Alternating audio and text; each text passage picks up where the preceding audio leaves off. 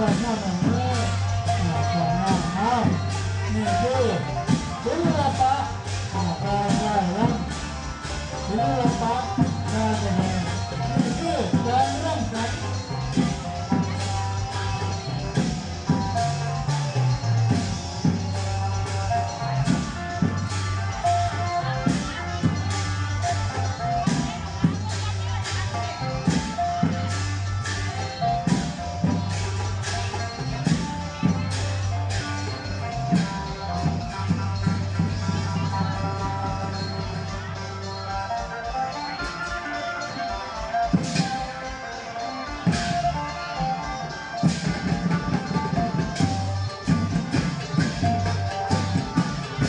พี่น้องพี่น้องมือนี่หรือว่าเป็นนี่คือหมายถึงพี่น้อง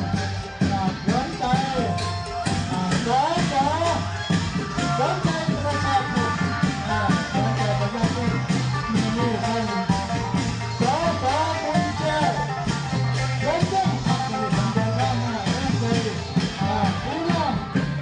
เข้าร่วมกันมาครับวันนี้ได้คน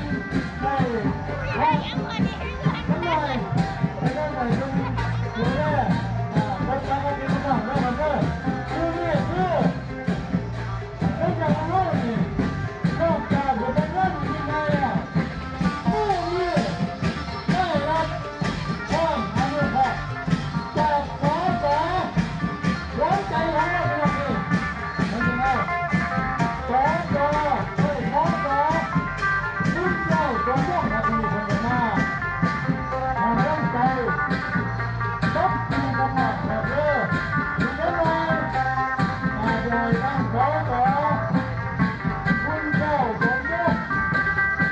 พบที่กันมาแล้วให้กันเกิดมาขึ้นเลย